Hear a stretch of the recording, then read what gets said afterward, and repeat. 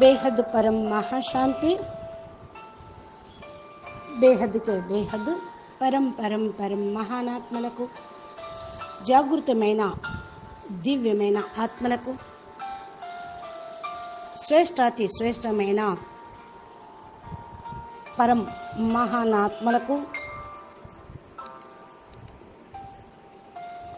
పురుషార్థం చేస్తున్నటువంటి బేహద్దు ఆత్మలకి, బేహద్దు పరివారమునకు బాపూజీ దశరథ్ భాయ్ పటేల్ తెలుగు ఛానల్కు స్వాగతం. ఈరోజు 376 ఎపిసోడ్లో మనము ఈరోజు ఆధ్యాత్మిక కోడ్స్, ధ్యానం గురించిన, మెడిటేషన్ గురించినటువంటి కోడ్స్ ఏవైతే ఉన్నాయో ఆ యొక్క లక్షణాలను,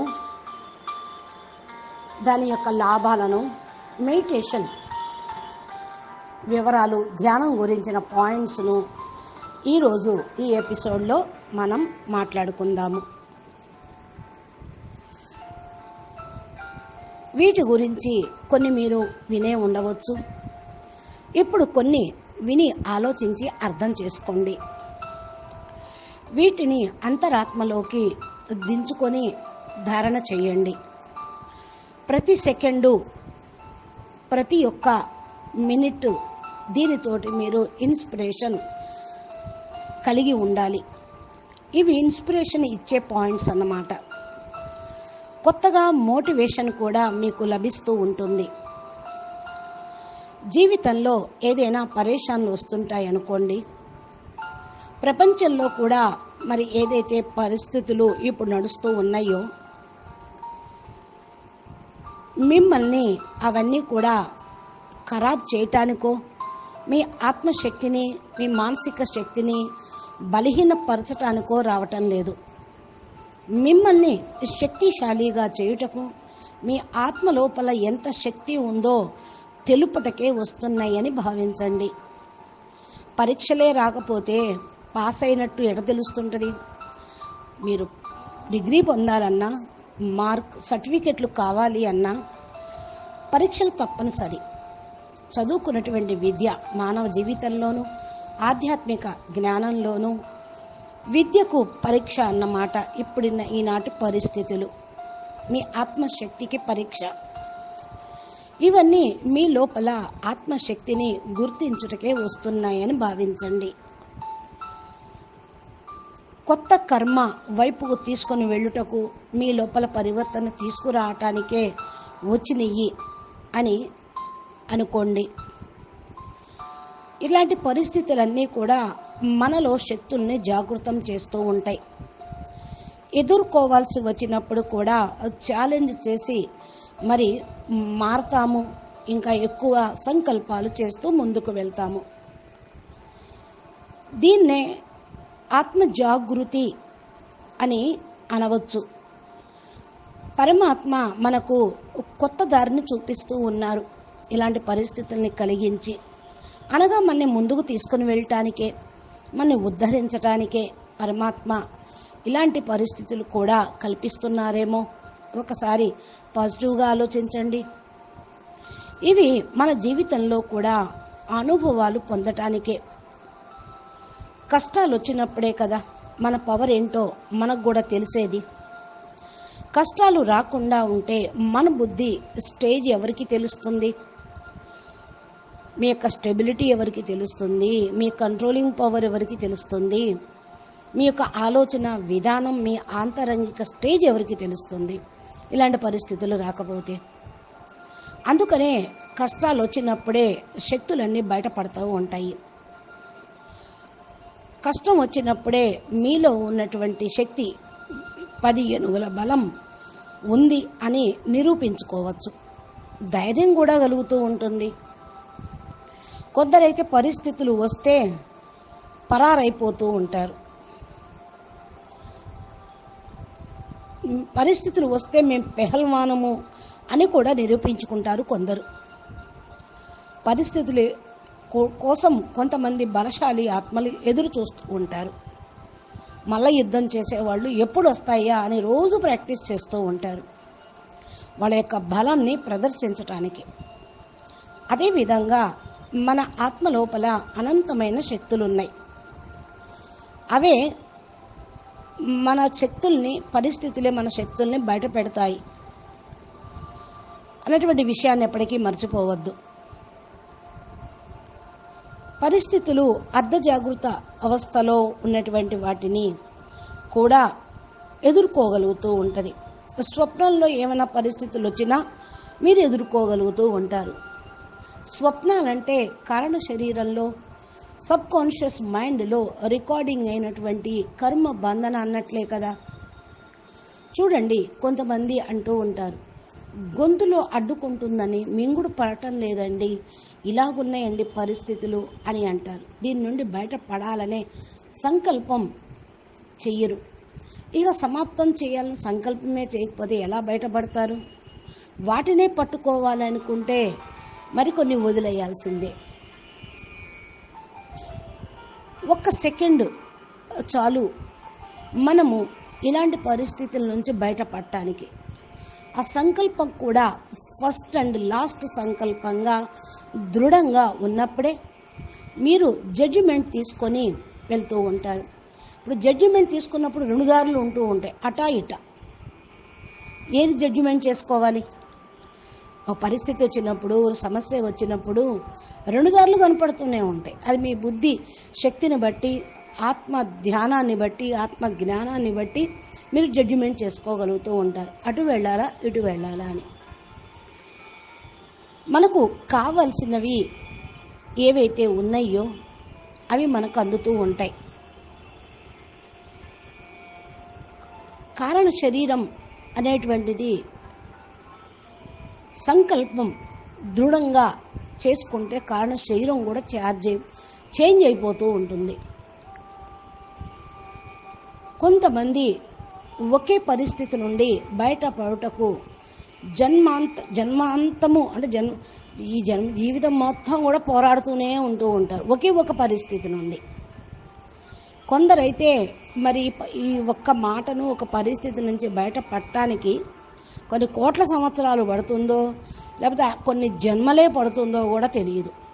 ఇది పరమ సత్యం. ఎందుకంటే వారికి సత్యమైన మార్గం చూపించే వాళ్ళు ఎవ్వరూ ఉండరు. మరి ఎట్లా బయటపడతారు? ఒకవేళ ఏదైనా పరిస్థితి వచ్చినా, సమస్య వచ్చినా, నేను ఈ ప్రయత్నం చేస్తున్నాను, ఈ సాధన చేస్తున్నాను అంటే గురువు గారైనా సరే నీవు ఈ పని నుండి బయటపడతావు, నీకంతా మంచి జరుగుతుంది అనేటువంటి దీవెన ఇస్తే వీళ్ళకి ధైర్యం కలుగుతూ ఉంటుంది. ఆ గురువు అన్న మాటతోటే మీ మనసులో ఉన్నటువంటి శక్తి యాక్టివేట్ అవుతుంది. ఆయన యొక్క పవర్ కూడా ఆయన సంకల్పంతో ఏదైతే మీకు వరల్లాగా ఇచ్చాడో ఆయన యొక్క మాటలోనే పవర్ యాక్టివేషన్ అవుతూ ఉంటుంది. అదే సత్సంకల్పం, సత్యమైన సంకల్పం జరుగుతుంది అంటారు. అదే వరము, వాళ్ళ నోటితో ఏమంటే జరుగుతుందండి అంటారు. భగవంతుని పేరే సత్యం, శివం, సుందరం అంటారు. భగవంతుడు కూడా మనకు మరి సంకల్పాలు ఇవ్వనే ఇచ్చారు. భగవంతుడు తన సంకల్పంతో సృష్టిని క్రియేట్ చేశాడు. ఆయన ఏమీ హల్కాస సంకల్పం, నేను సృష్టిని క్రియేషన్ చెయ్యాలి అనుకున్నాడు, అంతే, క్రియేషన్ అయిపోయింది. అలాగే మహాత్ముల యొక్క సంకల్పం, దివ్యాత్మల యొక్క సంకల్పం, బేహద్ ఆత్మల యొక్క సంకల్పంలో కూడా చాలా చాలా మహత్యం అనేది ఉన్నది. మీరు మీ యొక్క మహత్యాన్ని తెలుసుకొని, మీ విలువను తెలుసుకొని ముందుకు అడుగులు వేస్తూ ఉండండి. పూర్వకాలంలో ఋషులు కూడా ఒక పండు ఇచ్చి ఇది తినండి మీకు సంతాన ప్రాప్తి కలుగుతుంది అని అనేస్తారు.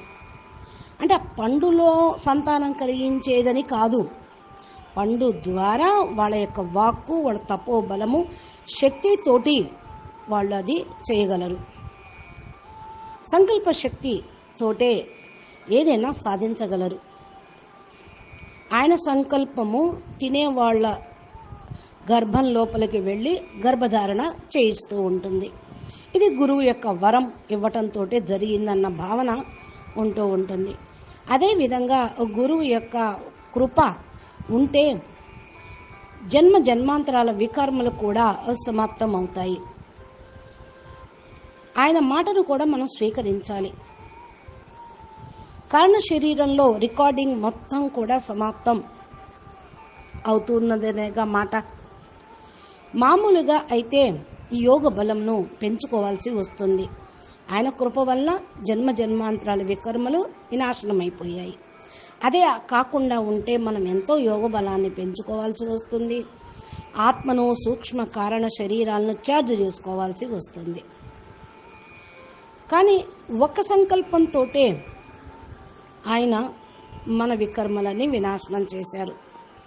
బాపూజీ కూడా మొన్న ఒక వీడియోలో చెప్పారు, అహ్మదాబాద్లో మీరు బాపూజీని సాకారంగా కలవటానికి వచ్చినప్పుడు నా ఎదురుగా బాపూజీ ఆరాలో ఉంటేనే మీ కరణ శరీరం ఛార్జ్ అవుతుంది, వికర్మలు 50% కూడా ఖతమవుతాయి అని కూడా అన్నారు. కొద్దిగా మీరు పురుషార్థం చేయాలి మిగతా దానికోసం అని. అదేవిధంగా ఇప్పుడు మీరు బేహద్ ఆత్మలు, బేహద్ జ్ఞానం తెలుసుకున్నారు, పురుషార్థం చేస్తున్నారు. కాబట్టి నా యొక్క ఒకే ఒక సంకల్పంతో నా రోగాలన్నీ తొలగిపోవాలి అని దృఢ సంకల్పం చేయండి. ఎందుకంటే మనసే అన్నిటినీ పట్టుకుంటుంది, మనసే అనుభవిస్తుంది. మనసుతోటి వదిలేస్తే అన్నీ పోతాయి అన్నమాట. ఈ మనసులో పెట్టుకొని మానసిక టెన్షన్ల వల్లే కదా అనేక రోగాలు వస్తున్నాయని సైక్రియాటిస్టులు, డాక్టర్స్ కూడా చెప్పేది. మనసుని మరల్చుకుంటే ఆ దృష్టి, ఆ దృక్పథం నుండి ఆటోమేటిక్గా అన్నీ మారిపోతాయి. ఒక్క సంకల్పంలోనే మీరు మాయం చేసుకోవచ్చు. మీ లోపల పరమాత్మ శక్తి ఉంది. పరమాత్మ మీకు మీ కర్మల్ని రాసుకోవడానికి ఓపెన్ చేసి పెట్టారు పుస్తకాన్ని. ఎంత కావాలంటే అంత రాసుకోండి, ఫ్రీ విల్ ఉంది మీకు. దీనికోసం కూడా సంకల్పం చేయాలి కదా ముందు. దీనిపై మీకు దృఢమైన విశ్వాసం కూడా ఉండాలి, నమ్మకం ఉండాలి. అప్పుడే మీరు కూడా బాపు చెప్పిన బేహద్ జ్ఞానం మీకు అర్థమవుతూ ఉంటుంది, సంకల్ప బలం కూడా వస్తూ ఉంటుంది. కాబట్టి మన కర్మయే మనకు, మన ఆలోచనలే మనకు ఖాతాలను తయారు చేయిస్తూ ఉంటుంది.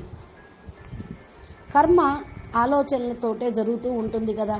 ఫస్ట్ ఆలోచనలు వస్తే తర్వాత ప్రాక్టికల్గా కర్మేంద్రియాలతోటి కర్మ చేస్తూ ఉంటాం. అందుకని లిప్ విల్, బాపు ఇచ్చినటువంటి ఫ్రీ విల్ ఉంది. బాపు ఇచ్చినటువంటి జ్ఞానంని స్వీకరించి మనసుని మార్చుకోండి, కర్మ బంధనాల్ని సమాప్తి చేసుకోండి. మనసు అతీతంగా అయితే, మనసుకు అతీతంగా అయితే మీరు పరం శాంతిని పొందగలుగుతారు. పరేషాన్లన్నీ కూడా దూరం చేసుకోగలుగుతూ ఉంటారు. ఇదే అన్నిటికంటే ఏకైక మార్గం. సత్య సంకల్పం, ఆత్మస్వరూపంలో ఉండటమే మీరు మానసిక పరేషాన్ నుండి దూరంగా అయినట్లు. సత్పురుషులు కూడా మనసుని జయించారు కాబట్టే వాళ్ళ సంకల్పాలను వాళ్ళ కంట్రోల్లో ఉంచుకొని సంకల్పాల ద్వారానే ఇతరులకు వరాలను ఇవ్వగలుగుతూ ఉన్నారు. మీరు భగవంతుడితోటి సంకల్పాన్ని జోడించండి, అన్ని సమస్యలకు సాల్వ్ అదే అవుతూ ఉంటుంది. దీనితోటి ఆత్మ జాగృతి అవుతుంది. దీన్ని అవేర్నెస్ అంటారు. పరమాత్మ ప్రతి ఒక్క సెకండు కూడా తమతో పాటు ఉన్నారు అని భావించండి. పరమాత్మ మన చెంత ఉంటే మనకేంటి చింత? ఆయన అవినాశి పరమాత్మ, మనం ఆయన యొక్క అంశలం అనే మాటను సదా స్మృతిలో ఉంచుకోండి. ఇది ఆధ్యాత్మిక పాయింట్స్. నెక్స్ట్ ధ్యానం గురించి చెప్పుకుందాం. ఇప్పుడు ధ్యానం గురించినటువంటి కోడ్స్ ఏవైతే ఉన్నాయో దాన్ని 1 by 1 పాయింట్స్ వైజ్గా తెలుసుకుంటే మీరు పురుషార్థం చక్కగా చేయగలుగుతారు. ధ్యానము మీ జ్ఞానాన్ని దృఢంగా చేస్తుంది. నెంబర్ 1 పాయింట్ ఇది. ఎలా అంటే ఆత్మ పైన ధ్యానం చేస్తూ పరమాత్మ పైన ధ్యానం చేస్తూ ఉంటే ఆత్మశక్తి, పరమాత్మ యొక్క శక్తి మీ లోపలికి వస్తూ ఉంటుంది. ఆత్మ అనేది 6వ ఇంద్రియం, సిక్స్త్ సెన్స్ అన్నమాట. మీ ధ్యానం ఎక్కడ జోడించబడుతూ ఉంటుందో అక్కడ నుండే పవర్ వస్తూ ఉంటుంది. మీరు ఎవరిని జ్ఞాపకం చేసినా సరే వారిని పొందుతారని గీతలో కూడా ఉంది. మన ధ్యానం పరమాత్మ వైపే ఉన్నట్లయితే, పరమాత్మ అంటే అనంతమైన జ్ఞానసాగరుడు, అనంతమైన సుఖసాగరుడు, ప్రేమ సాగరుడు. మనము జ్ఞానంతో ఆత్మను జాగృతం చేసుకున్నాం కాబట్టి ఆత్మలో కూడా ఆ జ్ఞానము, ఆ సుఖము, ప్రేమ అనేది ఆటోమేటిక్గా వస్తూ ఉంటుంది.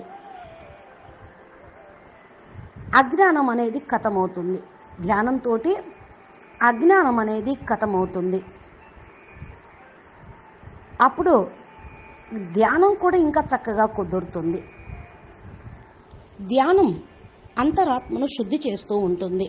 నెక్స్ట్ పాయింట్, ధ్యానం అనేది మీ అంతరాత్మను శుద్ధి చేస్తూ ఉంటుంది. అనగా ఎంతగా పవర్ హౌస్ తోటి కనెక్షన్ జోడిస్తూ ఉంటారో అంతగా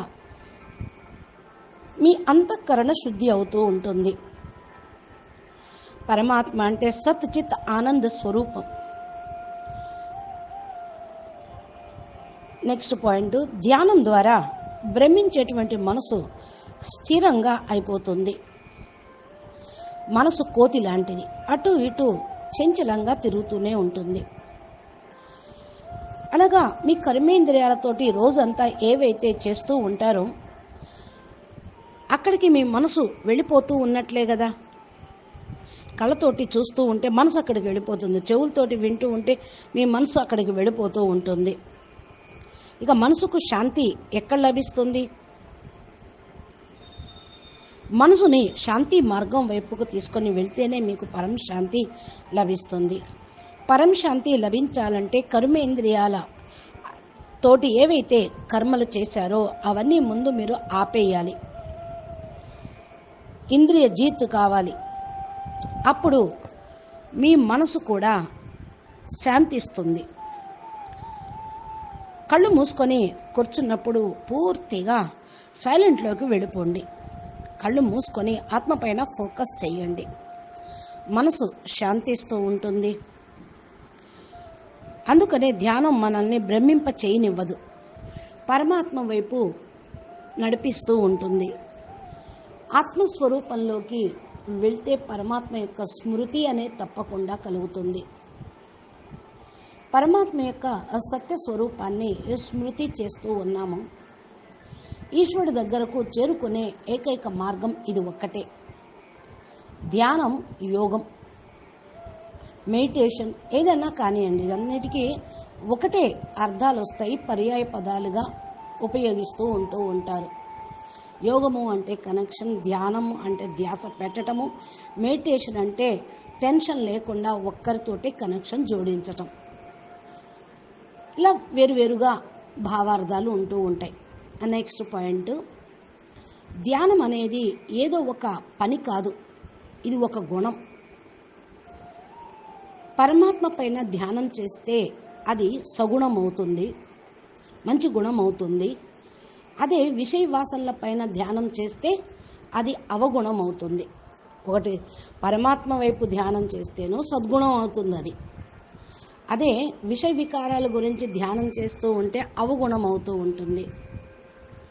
నెక్స్ట్ పాయింట్, ధ్యానం అనేది మీ మానసిక అస్తిత్వాన్ని, అందాన్ని తెలిపేది. మీలో శక్తిని తెలుసుకునే విధానమే ధ్యానం. పరమాత్మతోటి కనెక్షన్ కలుపుకుంటే మన లోపల ఉన్న జ్ఞానం కూడా జాగృతం అవుతూ ఉంటుంది, అజ్ఞానం ఖతమైపోతూ ఉంటుంది. అవ్యక్త మూల స్వరూపాన్ని జాగృతం చేస్తూ ఉంటుంది. కేవలం మీరు పరమాత్మ అన్న మాట సంకల్పం చేసినా, ఆయనతో జోడిస్తున్నాను అనుకున్నా, కనీసం ఈ బ్రహ్మాండం యొక్క శివుడు వరకైనా మీ సంకల్పం చేరుతుంది. శివుడు అంటే జ్ఞానస్వరూపం, శాంతస్వరూపం కదా. ఆ గుణాలు తప్పకుండా మీకు వస్తూ ఉంటాయి. పరమాత్మతోటి కనెక్షన్ లభిస్తేనే శాంతి అనుభూతి అవుతూ ఉంటుంది. సెల్ఫ్ రియలైజేషన్, గాడ్ రియలైజేషన్ అని దీన్నే కూడా అంటూ ఉంటారు. నెక్స్ట్, ధ్యానం అనగా ఏకాగ్రత, శాంతి యొక్క మార్గాన్ని చూపించేది, ఇంకా పరమ శాంతి మార్గాన్ని కలిగిస్తూ ఉంటుంది. అన్నిటినీ త్యాగం చేసి సంపూర్ణంగా ప్రపంచం మొత్తాన్ని మర్చిపోతేనే మీకు పరమ శాంతి అనేది లభిస్తూ ఉంటుంది. కాబట్టి నెక్స్ట్ పాయింట్, ధ్యానం అనేది అనివార్యం, తప్పనిసరి చేయాల్సిన డ్యూటీ. ఇది ఒక సాల్వ్ చేసేటువంటి ఫజిల్ని సాల్వ్ చేస్తారే ఆ మార్గం అనుకోండి. ధ్యానం, యోగం, ధారణ ఇవేమి మీ జీవితంలో చేయకపోతే మీ జీవితమే దేనికన్నట్టు? మానవుడు తన జీవితంలో ఇవి లేకపోతే ఇంక దేనికన్నట్టు? మానవుని జీవితం అంతా వృధాయే కదా. అందుకనే జీవితంలో పరమాత్మని యొక్క చింతన తప్పనిసరి, పరమాత్మని యొక్క స్మృతి తప్పకుండా ఉండాలి. నెక్స్ట్ పాయింట్, ధ్యానం ఉన్న చోట చింత, సందేహాలకి తావు అనేది ఉండదు. సందేహాలు ఉంటే, లాజిక్ను పట్టుకుంటే, తర్క వితర్కం చేసుకుంటూ ఉంటే మరి శాంతి ఎక్కడ లభిస్తుంది? అందుకనే డౌట్ మీన్స్ అవుట్ అంటారు. ఎన్ని సందేహాలు ఉంటూ ఉంటాయో అంత మీరు అన్నిటికీ జ్ఞానం నుండి, పరమాత్మ నుండి బయటపడిపోతారు, దూరం అయిపోతూ ఉంటారు. ఎక్కడైతే సందేహాలు ఖతమైపోతాయో చింతలు ఖతమైపోతాయి, మనసు ప్రశాంతంగా అయిపోతుంది. సందేహాలను ఖతం చేసుకోండి. ముందు ప్రశ్నలుంటే ప్రసన్న చిత్తంగా ఎలా ఉంటారు? పరమాత్మ వైపు ధ్యానం జోడిస్తేనే మీకు ప్రశాంతత అనేది వస్తుంది. పరమాత్మ పైన సంపూర్ణ విశ్వాసం ఉంటేనే మీకు ధ్యానం కూడా కుదురుతూ ఉంటుంది. నెక్స్ట్ పాయింట్, ధ్యానం అనేది స్వతంత్రమైనది. ఇది ఒక రకంగా ఆవరణ, అంటే సంఘర్షణ, తనావ్, బాధ, చింత వీటన్నిటి నుండి అతీతంగా చేసి సర్వస్వతంత్రంగా చేస్తుంది ధ్యానం. మనసు యొక్క విషయం, మనసు ఏంటి, అన్నీ అదే చేస్తుంది, అన్నీ అదే అనుభవిస్తుంది అని కూడా శాస్త్రాల్లో కూడా చెప్పడం జరిగింది. కర్తా హై భోక్తా హై వోయి. వీటితోటే కదా మనోరోగాలన్నీ కూడా వస్తూ ఉన్నది. వీటి నుండి విముక్తి అయితే మనసు విముక్తి అవుతుంది, మోక్షం అనేది లభిస్తూ ఉంటుంది. శరీరం మోక్షాన్ని ఇప్పించదు, మనసే మోక్షాన్ని ఇప్పిస్తుంది. ఎందుకని? శరీరంతో, మనసుతోటి, శరీరం ద్వారా మనసు పెట్టి సాధన చేస్తే మోక్షం లభిస్తుంది. శరీరానికి కూడా విలువ ఉన్నది. శరీరం మాయ యొక్క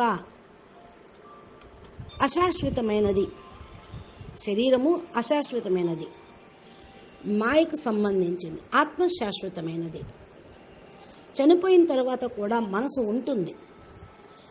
మనసుని కంట్రోల్లో పెట్టుకుంటే జగత్తుని కంట్రోల్ చేసుకోగలరు, అన్నీ తేలికైపోతాయి. అందుకనే ప్రతిదానికి తర్క వితర్కంలోకి మీరు వెళ్ళకండి.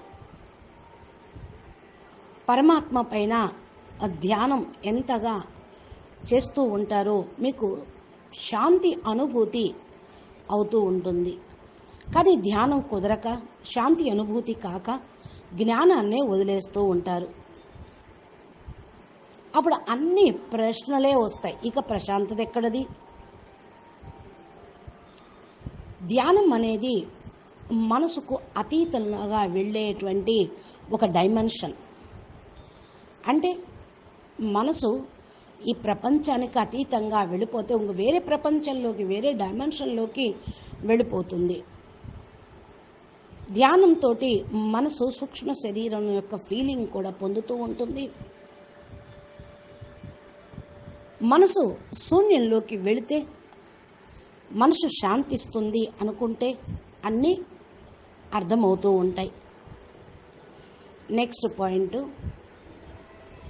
ధ్యానం అనేది తనావ్ ముక్త జీవితాన్ని కలిగిస్తుంది. అంటే చింత, టెన్షన్ నుండి ఫ్రీ కలిగించేటువంటి జీవితం అనుభవం అవుతుంది. సరే, భక్తి మార్గం వాళ్ళైనా సరే వాళ్లకు ధ్యానం అంటే తెలుసు. పరమాత్మ పైన, అనగా మీరు ఏ దేవుణ్ణి నమ్ముతారో, ఎవరిని పరమాత్మ అనుకుంటారో ఆయన చింతన చేయండి, ఆ మంత్ర జపం చెయ్యండి, ఆ మాలను తిప్పండి, నామ జపం చెయ్యండి, ఆ స్వరూపాన్ని ధ్యాసలో పెట్టుకొని మనం చింతన చెయ్యండి. ఇదే ధ్యానం. నెక్స్ట్ పాయింట్, ధ్యానం యొక్క మాధ్యమం ద్వారా హైయర్ డైమెన్షన్లో ఉన్న మాస్టర్స్ను కలుసుకోవచ్చు, అనగా వారి సమానంగా కావచ్చు. ధ్యానంతో మనం బేహద్దుకే బేహద్దు పరమాత్మలుగా అనుభూతి అవుతుంది. మనసుకు అతీతంగా అయ్యి ఆత్మస్వరూపంలో ఉంటే ఆత్మ యొక్క ప్రకాశం అనుభవం అవుతుంది. మీ లోపల పరం ప్రకాశం యొక్క పవర్ కూడా మీకు తెలుస్తూ ఉంటుంది. అందుకని సదా మీరు, నేను విశ్వ కళ్యాణం కోసమే భూమిపైన ఉన్నాను, ఈ నా జీవితం విశ్వ కళ్యాణం కోసమే, దీనికోసమే నేను ఈ స్థూల సాకార శరీరంలో ఉంటూ కర్మలు చేస్తూ ఉన్నా, ఇంకా ఏదైతే నేను చేయాల్సిన సేవ ఉన్నదో అది భగవంతుడు నా ద్వారా చేయించుకుంటాడు అనే భావన మీరు సదా సంకల్పం చేస్తూ ఉండండి. ఏదైతే బాపు మనకి ఇచ్చారో అది చేసుకుంటూ వెళ్తూ ఉండాలి. ధ్యానం అనేది అహంకారాన్ని వృద్ధి కానీయకుండా చేస్తుంది. ఎక్కడ ధ్యానం ఉంటుందో అక్కడ అహంకారం నశిస్తుంది. ఇదే పరమాత్మని యొక్క సత్యం. మీరు అహంకారంలో, అభిమానంలో ఉంటే ఇక ధ్యానం ఏమీ చేయలేరు. ఈగో అడ్డం వస్తూ ఉంటుంది. నేను అది, నేను ఇది, నేను అంత చేశాను, ఇంత చేశాను, అలా ఇలా అని చెప్పుకుంటూ ఉంటే అహంకారమేగా పెరిగేది. పరమాత్మను ధ్యానం చేస్తే అహంకారం పెరగదు. ఆత్మస్వరూపంలోనే ఉండగలుగుతూ ఉంటారు. ఇక ఏ వికారము అనేది మీ దగ్గరికి రాదు. అనగా ధ్యానంతో విషయ వికారాలు అంతమవుతాయి అని ఇక్కడ మీకు తెలుస్తుంది. అహంకారం పోవాలి అంటే నిమిత్త భావన అనేది ఉండాలి. నేను నిమిత్త మాత్రము, చేసేది చేయించేది పరమాత్మ, కరణ్ కరావనహార్ అనే భావన ఉంటే అహంకారం అనేది ఖతమైపోతుంది. నెక్స్ట్ పాయింట్, ధ్యానం మిమ్మల్ని శక్తిశాలిగా చేస్తుంది. శక్తి ఏమి పని పాట లేని వాళ్ళు, చేత కాని వాళ్ళు కూర్చొని కళ్ళు మూసుకొని ధ్యానం చేస్తుంటారు అనే అపోహ చాలా ఉంటుంది. కానీ ధ్యానం చెయ్యాలి అంటే మీ ఆత్మవిశ్వాసం ఉండాలి, మీకు శక్తి గడ్స్ ఉండాలి. అసలు ఎందుకని ఎంత ఎదుర్కోవాల్సి వస్తుంది? కళ్ళు మూసుకున్నప్పుడు మాయ ప్రపంచం మొత్తం కళ్ళ ముందు కనపడతా ఉంటుంది. ఆత్మస్వరూపంలో ఆత్మ ధ్యానము, మనసుని కంట్రోల్ చేసుకోవటం, ఇది ఒక శక్తిశాలి ఆత్మలు మాత్రమే చేయగలరు. మిమ్మల్ని మహాశక్తిశాలిగా, పరమశక్తిశాలిగా చేస్తుంది. ఇదే మనోరోగాలన్నిటిని కూడా ఖతం చేస్తుంది. ధ్యానం అనేది మనసుని మారుస్తుంది, బుద్ధిని స్థిరపరుస్తుంది. నెక్స్ట్ పాయింట్, ధ్యానం యొక్క ఉద్దేశం వ్యక్తిగత పరివర్తనయే. ఎందుకు చేస్తున్నారండి ధ్యానం అంటే? స్వపరివర్తన కోసం, మేము మారటం కోసం, మమ్మల్ని మీరు మార్చుకోవటం కోసం. ఎవరు చేస్తే వారే లాభం పొందుతారు ధ్యానంతో. ఒకళ్ళు ధ్యానం చేస్తే ఇంకొకళ్ళకి లాభం కలగదు. ధ్యానంతో నా సూక్ష్మ కారణ శరీరం మారుతుంది, స్వపరివర్తన అవుతుంది అనే సంకల్పం మీకు సదా సదా జ్ఞాపకం ఉండాలి. ధ్యానం చేస్తే నా ఆత్మ సూర్యుడిలాగా ప్రకాశించుతూ ఉంటుంది. నెక్స్ట్ పాయింట్, ధ్యానం ఏకాగ్రత జీవితమును శాంతి మార్గాన్ని ఉపదేశిస్తూ ఉంటుంది, మార్గాన్ని చూపిస్తూ ఉంటుంది. ధ్యానం మొదట్లో కొద్దిగా కష్టంగా ఉన్నా అంతిమ రిజల్ట్ మాత్రం పరమానందమే. ఇక ఎక్కడా మీ మనసు అనేది లగ్నం కాదు, ఒక పరమాత్మ వైపు తప్ప. మరి ధ్యానం కుదరకపోతే మ్యూజిక్ సహాయం తీసుకోండి, ఏదన్నా పాటల సహాయం తీసుకోండి. ఇంకా బాపూజీ అయితే చెప్తారు, సీదా డైరెక్ట్గా యోగం కుదరకపోతే జ్ఞాన వీడియోలను వింటూ వింటూ యోగం చేయండి. ఈ బాపూజీ యొక్క జ్ఞానం యొక్క శబ్దాలు, మాటల్లో ఎనర్జీ ఉంటుంది, పరమతత్వం ఉంటుంది. బాపూజీ యొక్క శక్తి, ఎనర్జీ ఆ మాటల్లో కనపడుతూ ఉంటుంది. అలా మనం ఆ మాటలు వింటూ వింటూ ఉంటే, యోగంలోకి వెళ్ళిపోతే, అనుభూతి పొందుతూ ఉంటే దాని నుండి మనకు ఎనర్జీ లోపలికి వస్తూ ఉంటుంది. అందుకనే బేహద్ దాదాజీ మాటలు, మహావాక్యాలు చెవిలో పడుతూనే ఉండాలి. ఎప్పుడు ఇయర్ ఫోన్స్ పెట్టుకొని వింటారో, సెల్ ఫోన్లో పెట్టుకొని వింటారో, బ్లూటూత్తో వింటూ ఉంటారు, ఎట్లాగైనా వినండి, వింటూ వింటూ వింటూ ఉండండి. ఇది మిమ్మల్ని సర్వోత్తమ ఆనందం వైపుకి తీసుకొని వెళ్తుంది, అనుభవాన్ని కలిగిస్తూ ఉంటుంది. ఇదే మీ జీవితానికి ఆధారం అయిపోతుంది. జ్ఞానం లేకపోతే మేము జీవించలేము, యోగం లేకపోతే మేము జీవించలేము, అదే మాకు జీవనాధారం అనే స్టేజ్కి చేరుకోగలుగుతారు. జ్ఞాన స్వరూపంగా, యోగ స్వరూపంగా, ధారణా స్వరూపంగా సేవలో సదా నిమగ్నం చేసేదే మీ యొక్క ధ్యాన శక్తి. మీ దగ్గర ధ్యానం చేసేటువంటి శక్తి ఉంటే ఈ యొక్క స్టేజ్ మీకు వచ్చేస్తూ ఉంటుంది.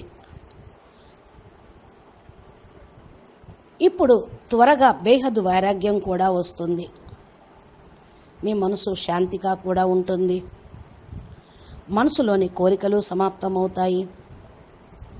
ఇక మానవ లోకంలో అనగా ఈ మృత్యు లోకంలో సుఖం అనేది లేదు అని మీకు అర్థమైపోతుంది. జ్ఞానము, ధ్యానము మీకు శాంతినే కలిగిస్తూ ఉంటుంది. ఈ ప్రపంచంలో సుఖం లేదు అని మీ మనసుకు చెప్పుకుంటే మనసు అనంతంలోకి, ఎక్కడైతే అనంత సుఖం ఉంటుందో అక్కడికి వెళ్ళగలుగుతుంది. ఇక్కడ అనంత సుఖం లేదు, ఇక్కడ జీవన మృత్యువులే నిండి ఉన్నాయి. అసలైన సుఖం స్వర్గంలో కూడా లేదు. ఎక్కడ ఉంది? బేహద్ స్థానంలో, ఆత్మ మూల స్వరూపంలో ఉంది. కాబట్టి హద్దులో సాధనాలు, వస్తు వైభవాలు హద్దులో సుఖాన్ని ఇస్తే అది జీవితానికి ముఖ్యమైనది కాదు. ఏదన్నా చిన్న పరిస్థితిని చూసినా మానవుడు వాడి జీవితాన్నే మార్చుకునే వాళ్ళు ఉన్నారు. మరి మనం ఇంత బేహద్ జ్ఞానంతో మరి ఎంత మార్పు తెచ్చుకోవాలి? పరివర్తనయే మన యొక్క లాస్ట్ లక్ష్యం, మన గమ్యం కూడా అదే. స్వపరివర్తనయే విశ్వ పరివర్తన. కనుక మీరు ఈ లక్ష్యాన్ని ఉంచుకొని ఆత్మ యొక్క లోతుల్లోకి వెళ్ళి, యోగం యొక్క మనసు యొక్క లోతుల్లోకి వెళ్ళి యోగం చేయండి. ఆత్మ యొక్క లోతుల్లోకి వెళ్తేనే పరం శాంతి లభిస్తుంది. దీన్ని పొందుటకు ప్రయత్నం చేయండి. సమయం లభించినప్పుడల్లా కళ్ళు మూసుకొని ఆత్మ స్వరూపంలో కూర్చోండి. సంకల్పం చేస్తూ ధ్యానం చేస్తూ ఉండండి. అచ్చా, పరం శాంతి. నమస్తే, ధన్యవాదాలు. बेहद के बेहद परम परम परम महाशांति है, महाशांति है, महाशांति है। నమస్తే। బాపూజీ దశరథభాయ్ పటేల్ తెలుగు ఛానల్లో రోజు అనంతభాయ్ మోటివేషన్ ఇన్స్పిరేషన్ వీడియోలు ఇలాగా మంచి పాయింట్స్ తోటి మీ ముందుకు అనేది తీసుకొని వస్తూ ఉన్నారు. మీరు రోజు వింటూ జీవితంలో ధారణ చేస్తూ చక్కటి స్టేజ్ని తయారు చేసుకుంటారని ఆశిస్తూ ఉన్నాం. మీరు మా ఛానల్ని ఇంతవరకు సబ్స్క్రైబ్ చేయకపోతే సబ్స్క్రైబ్ చేసి గంట సింబల్ని ప్రెస్ చేస్తే నోటిఫికేషన్ రూపంలో మీ మొబైల్కి బాపూజీ అప్లోడ్ చేసిన వీడియోలన్నీ వస్తాయి. ప్లేలిస్ట్లోకి వెళ్ళి మీకు ఏ టాపిక్ కావాలంటే ఆ టాపిక్ను హెడింగ్లో ఉంటుంది, ఓపెన్ చేసి వినండి. ధ్యానానికి ఎంత ప్రాముఖ్యత ఉందో తెలుసుకొని ధన్యులు కండి. అచ్చా, పరం శాంతి. నమస్తే. బేహద్ పరం మహాశాంతి, బేహద్కే బేహద్ పరం పరం పరం మహానాత్మలకు, జాగృతమైన దివ్యమైన ఆత్మలకు, శ్రేష్టాతి శ్రేష్టమైన పరం మహానాత్మలకు, పురుషార్థం చేస్తున్నటువంటి బేహద్దు ఆత్మలకి, బేహద్దు పరివారమునకు బాపూజీ దశరథభాయ్ పటేల్ తెలుగు ఛానల్కు స్వాగతం. ఈరోజు 376 ఎపిసోడ్లో